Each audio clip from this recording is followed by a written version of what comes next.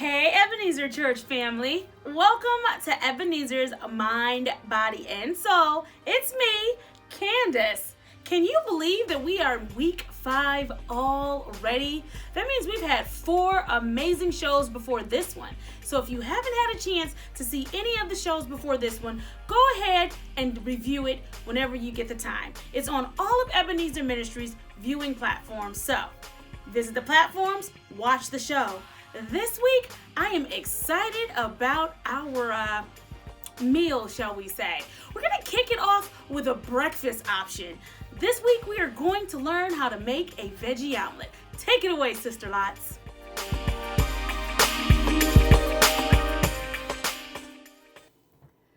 Hello, my Ebenezer family. Today, we're going to be doing a breakfast. Today, we're going to be doing a veggie omelet. You know, breakfast can be simple or breakfast can be elaborate as you would like it to be. So today we're going to be doing a veggie omelet, and we're going to start off with a few vegetables. We first, in our skillet, we're going to take some butter. You could use butter, or I said tablespoon, 2 tablespoons full of butter. You can use butter, you can use olive oil, you can use canola oil. Either one of the 3 will do just fine. So in our vegetable omelet, we're going to melt our butter or heat up our butter or oil, whichever one you want to use. We're going to actually use 2 tablespoons of sweet onions, and we're going to saute. This will be a 2-person veggie omelet. Sweet onions taste much better in an omelet than the regular onion. So you want to use a sweet onion. We're going to use 2 tablespoons of chopped green pepper.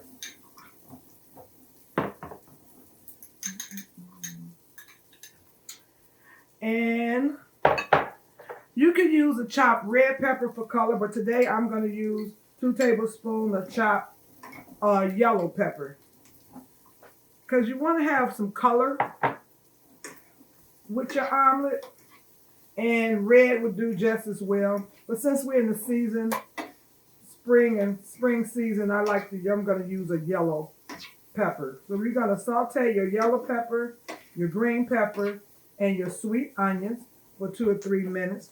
I like to add cherry tomatoes into mine, so about 2 or 3 cherry tomatoes. Because with your veggie omelet, it's just like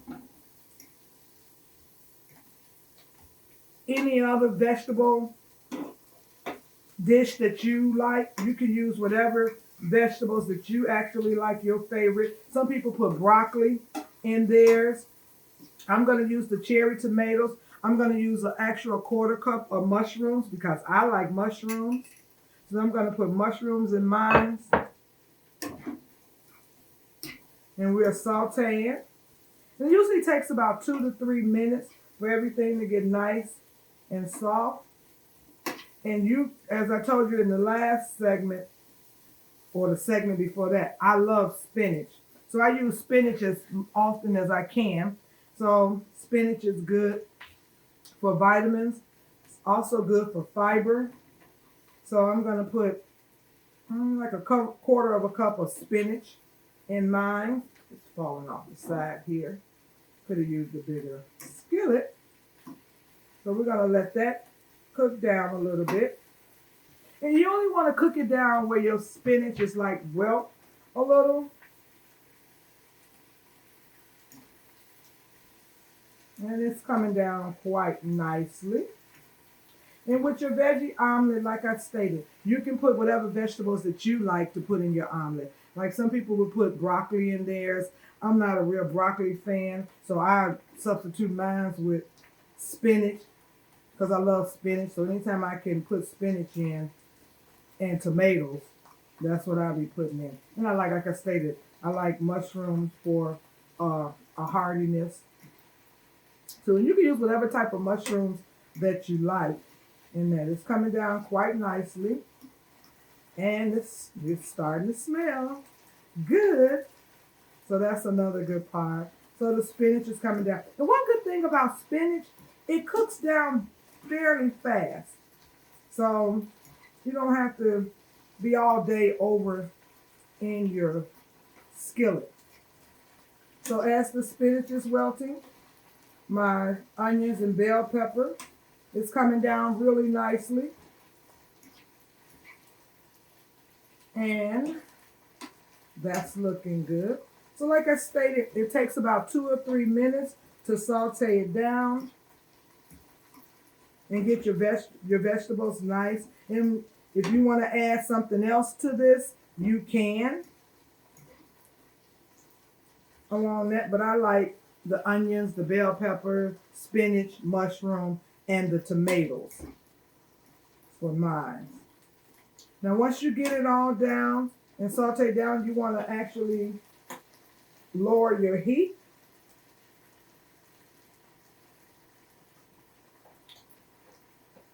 And actually, you can actually turn it off and let it. You can actually turn it off and let it sit. Okay, so we have all of that done. It's smelling nice. You turn the heat off of that and let it sit for a minute. And we're gonna start with our eggs. This is gonna be a 2-person omelet, so I'm going to use 4 eggs. If you want to do 1 person, you want to use 2 eggs. So this is a 2-person omelet, and we're using 4 eggs. I have already cracked my eggs. You want to use a tablespoon full of water because the water helps your bedding for your eggs, and you want to use a whisk and whisk your eggs. While you're whisking your eggs, you want to take another tablespoon full of butter in your skillet.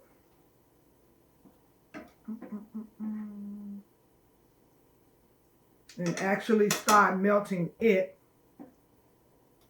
to get it nice and warm so you can cook your eggs. I think I'm going to use it all because I put an extra piece in there. But sometimes I like a little extra butter. So as you're whisking your eggs and your butter is heating up, like I stated, you want to put a tablespoon of water in your eggs because the water helps the bedding of the eggs and help it hold together and fluff it up so it can be hearty enough to hold your vegetables.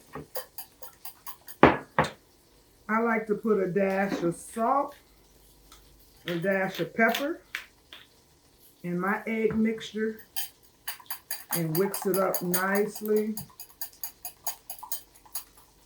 And then you want to add your egg mix to your skillet. Set this over to the side. And now as you put in your egg mix in your skillet and for it to rise and get fluffy, I stated that the water is going to help your bedding of your eggs to give it a little weight. And as you're doing that, you want to start to add your cheese.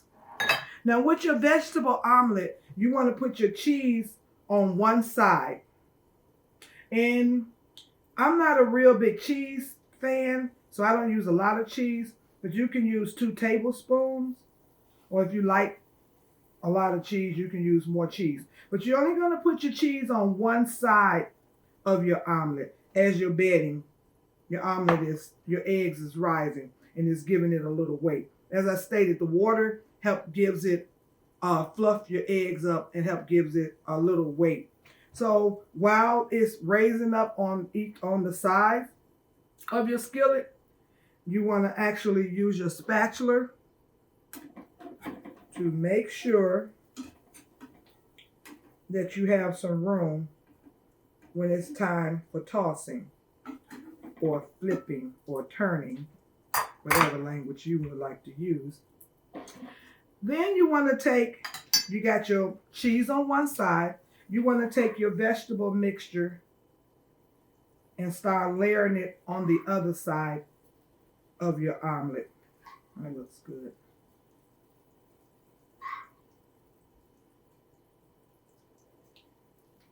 You don't want to make it too heavy But you want to make sure you get all of the ingredients that you want. Like I love the cherry tomatoes. So I want to make sure I get the tomatoes in there.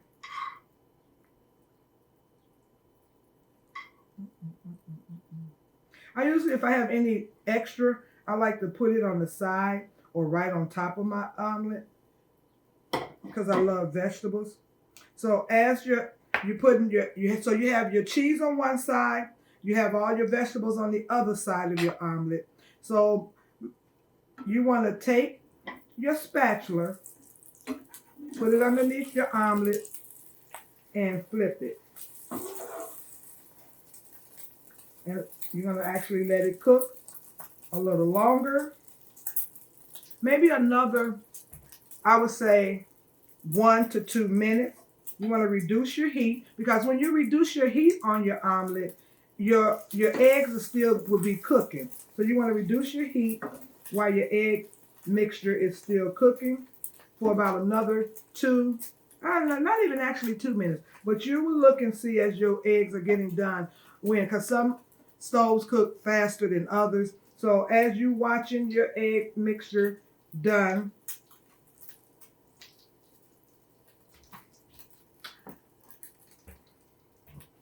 as I stated, this is an omelet for 2 people. So once you get it on your plate, you actually will cut it in half. And the tricky part is actually being able to scoop your omelet up and get it to your plate. I'm going to slowly take my omelet. Actually, you know what makes it easy? I'm going to cut it in half in the skillet. Make it a little easy. Make it a little user friendly.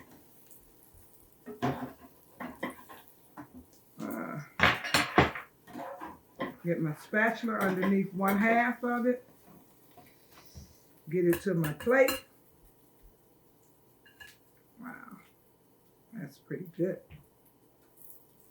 And I'm actually going to put both halves on this same plate.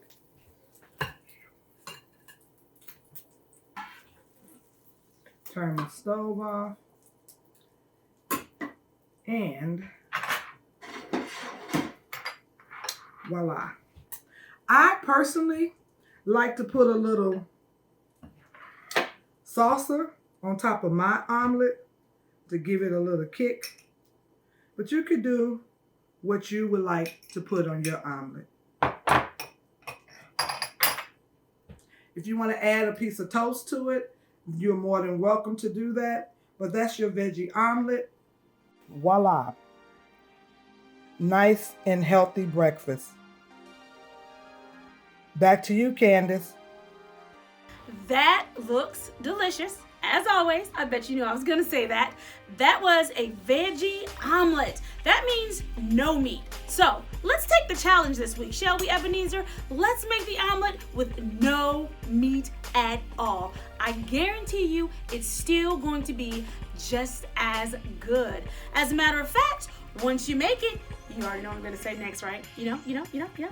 Drop it in the comment section so that we can see the veggie omelet that you made. Once again, thank you, Sister Lots, for that delicious omelet. Now that we've had a chance to fill our bellies, let's go ahead and take care of our minds. Sister Kanisha Bell is going to do what she's been doing for the past 4 weeks. She's going to teach us how to ground ourselves, how to stay focused, and not only that, but yoga's pretty good for stretching. So, take it away, Sister Kanisha Bell.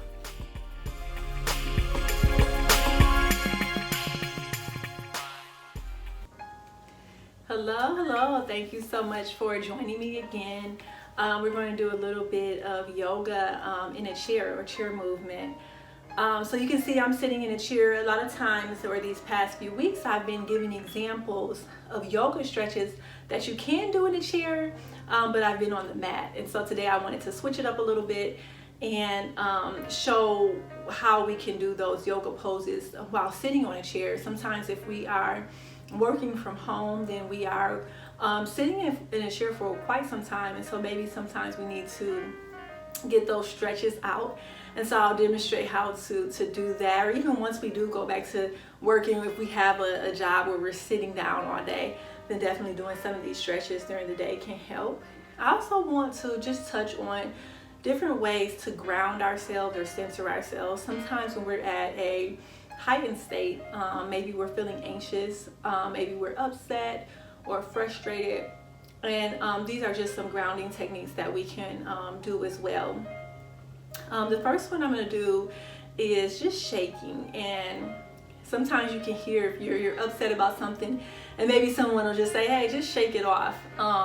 It's actually literal. We can actually kind of just shake off whatever emotion that we're feeling at the moment, so that we can come back to the present moment.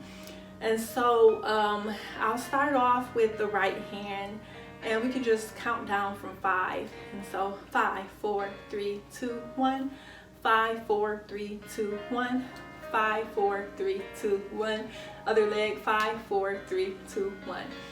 4, 3, 2, 1. 4, 3, 2, 1. 4, 3, 2, 1. 4, 3, 2, 1. 3, 2, 1. 3, 2, 1. 3, 2, 1. 3, 2, 1. 2, 1, 2, 1, 2, 1, 2, 1, 1, 1, 1, 1. And we just kind of shake it out. And just, I want you to notice if you are ever feeling anxious or stressed or whatever the emotion may be, try shaking it out and really noticing how you feel in your body afterwards. Another one we can do is just kind of a loose shake. So instead of counting down, we can just begin to kind of shake our hands. And then we just kind of let it go up our bodies, and so we begin to put our arms in it, we can begin to put our bodies in it and our legs in it, and just really shake it off and notice how you feel once you're done that, really being in your bodies and seeing if that helps. I've actually tried it at a time when I was upset, and it really calmed me down. It let me get back in the present moment, and I just noticed how I felt afterwards, which was a little bit more relaxed. Some other grounding or centering techniques that we can do, and we don't even have to be at a heightened sense such as anxiousness or frustration or being upset. It could just be when we want to just ground ourselves. Maybe we're getting ready to do a task and we want to be present. Another way to kind of relax and ground yourself or be present is tapping. Tapping is it's old. It's an old form. But it's something that again can help your body to relax and calm yourself. And so we can just begin. We can take whatever arm and we can just begin tapping. And so we're moving up the arm and just tapping. We can bring it across the chest here. Maybe begin the other arm and just tapping down the back of the hand. We can turn the palm over, open up, and tap the front and move up the arm again. Moving, we can take both hands and we can just begin to tap. Maybe tap up the neck, at the temples. We can begin to tap the head, move around to the top of the head. And again, just noticing how you feel as you lightly tap yourself. Move it down, move into the chest, noticing, tapping our sternum, moving down here, noticing our abdomen, and just tapping, just lightly touching and tapping. We can move here to the legs, and just remembering those deep breaths. And so even though we're not technically doing yoga, breathing with this and taking those deep inhales and exhales during this time is important. And so tapping the hands.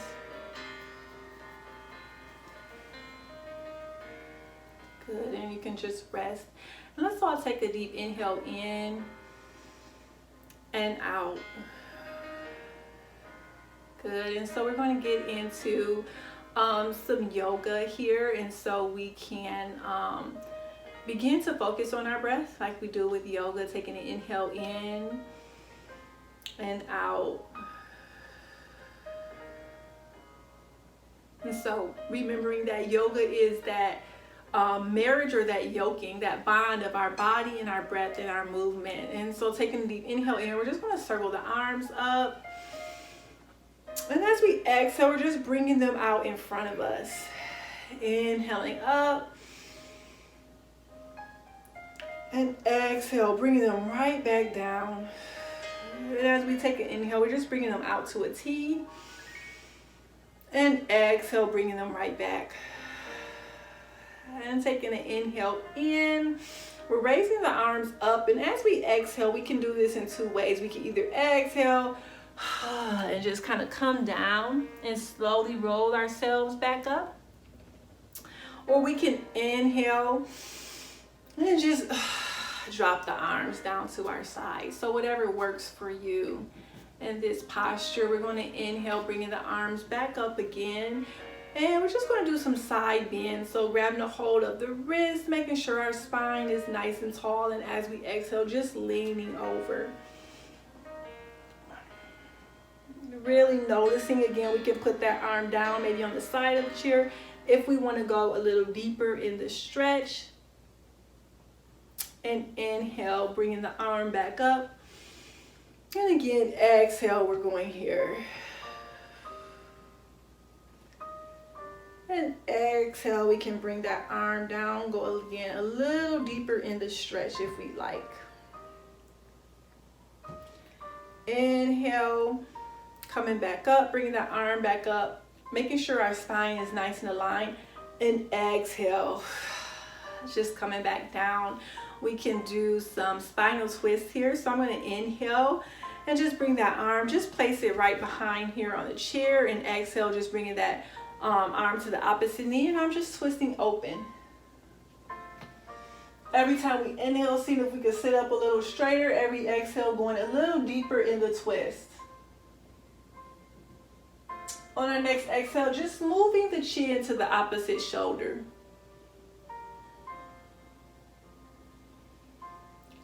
Exhale, coming back to center.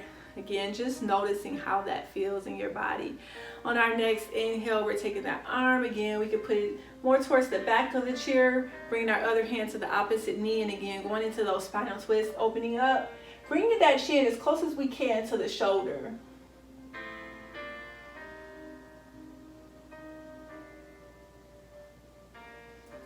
And exhale, bringing that chin down to our opposite shoulder.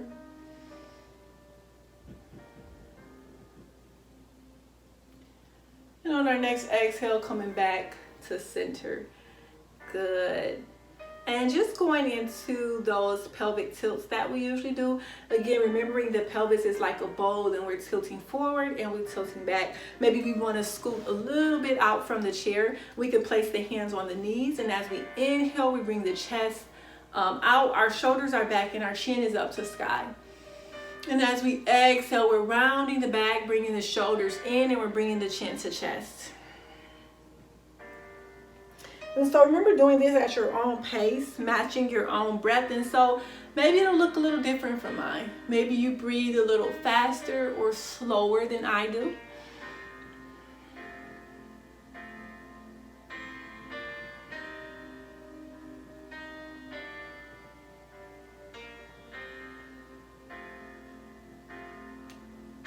I'll do about one more of these.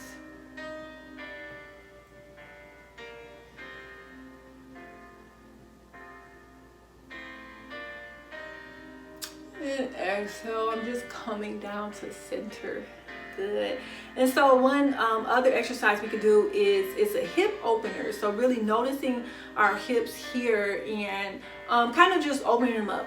And so how to do this is you can just take your ankle and put on your knee. So just like this. And for some, this could be pretty intense. You could really notice that stretch in the hip. Notice if you feel any pain in the knee. If you do, then I would advise getting out of the posture. So we don't want any pain here. If this is an intense stretch for you, then you can stay like this. If you want to go a little deeper in the stretch, then I would advise inhaling up, sitting nice and tall, and then just exhale, leaning over the leg. And so as you lean over the leg, you'll notice a little bit more of an intense stretch here in the hip. Good. And so just breathing here. And on your next exhale, inhale, coming back up, and we just bring that foot back down.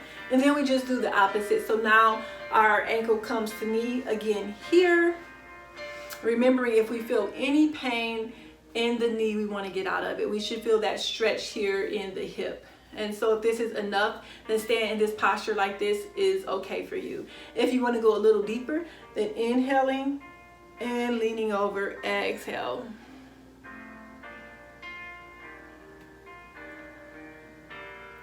And on your next exhale, rolling back up.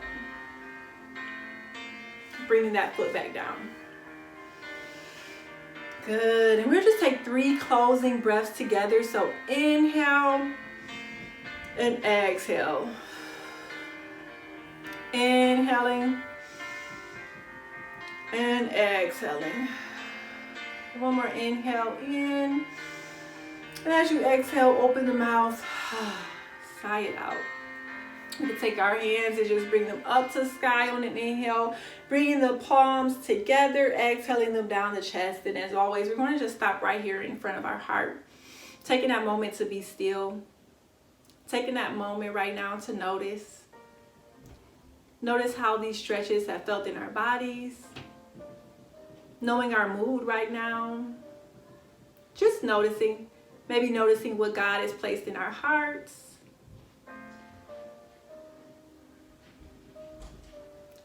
I always like to end on a scripture as we stand on the word of God in these times. And one thing that's coming to mind is Jeremiah 29:11.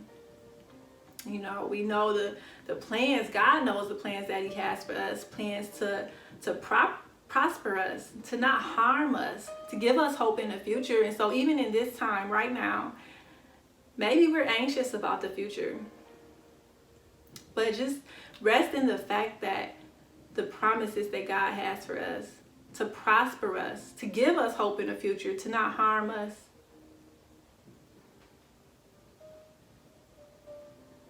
And so taking a deep inhale in through the nose and exhale, sigh it out. Thank you guys so much for joining me once again. And I look forward to seeing you all next week. Thank you. All right, now that we've had an opportunity to kind of stretch it out, relax a little bit, get our minds together, I want to remind you all that May is Mental Health Awareness Month. And in observance of this month, especially at this time with us dealing with COVID-19, I want to make sure that we are taking care of our mental health state. Last week, we had an opportunity to talk about what we do just in case we're having some thoughts that we might not normally have. So this week, I want to take it a step further. A lot of us are dealing with grief. A lot of us have lost some loved ones, or we've had to watch others lose loved ones. And it is a tough time to think about the fact that when we come on the other side of this, we may have had to say goodbye to a few people. And so, I want to make sure that we know how to properly handle our grief at this time. Sister Lisa Horn, please give us some tips on how we can deal with grief. Hello, Ebenezer family and friends. This is your moment for mental wellness. The topic for today is grief. Grief is a natural response to loss. It's the emotional suffering you experience when something or someone important is taken away. The pain of loss can feel overwhelming and interrupt daily functioning. You may find yourself experiencing all kinds of difficult and unexpected emotions, such as shock, anger, disbelief, guilt, fear, or deep sadness. Please know that you are not alone. We all grieve differently, and our way of coping is unique to each one of us. There is no set time for grieving. I encourage you to allow people to support and share with you. This can be done in the form of time, resources, or tokens of comfort. It is important that the grief journey includes self-care. Healthy nutrition and sleep habits, along with keeping a routine to the best of your ability, can also be helpful. Do not be afraid to share with trusted support persons. Behavior such as isolation, hostile expressions, or excessive use of drugs, alcohol, or other substances are a sign that you may need help. If you are having difficulty overcoming grief and loss, I encourage you to ask for support. Grieving is an individual process and it takes time. If you are struggling, please call your local community mental health agency or call Ebenezer Ministries at 4484 for resource information that may be able to assist you. I leave you with this scripture. Matthew 5:4. Blessed are those that mourn, for they shall be comforted. This has been your moment for mental wellness. Be blessed. Thank you for that, Sister Lisa. Ebenezer Church family, I ask that you would take to heart and to mind those tips that Sister Horn gave us in dealing with grief. Again, these are very difficult times. And so we want to make sure that we are taking care of ourselves as well as each other. So any message that you get here, be sure and pass it along and share it with your friends and your family and your loved ones. Take the time to use the tools given and make sure we're taking care of our minds. Again, we are observing May as Mental Health Awareness Month, so take care of your mental health. Well, that's going to do it for the show this week. Do me a favor. When you try those recipes, drop them in the comment section so that we can see. I want to see what those veggie omelets look like, and I'm challenging you this week to actually leave it as a veggie omelet. No meat. And again, if you've not had a chance to see any of the other shows, check us out on all of Ebenezer's streaming platforms. Keep in mind on Sundays that even though we still have to be apart, we can be together via social media, worshiping the Lord at once. So check us out Sunday mornings on all of Ebenezer's viewing platforms. Don't forget on Wednesday night, Warrior Study is happening also on all of Ebenezer's viewing platforms. Until next week, Ebenezer Church family, again, make sure you take care of yourself. If you need to go back and redo some of those yoga techniques, you need to go back and just think of some of the tools that was given to you with dealing with grief. Make sure you go back and do it. Do whatever it is you need to do. Remember to pray. Remember that we are not conformed to the things of this world, but our minds are constantly being renewed. We're constantly being transformed by Christ. So I'll pray for you. You pray for me. We'll pray for the world. We'll watch God change things. Be blessed, Ebenezer Church family. Until next week.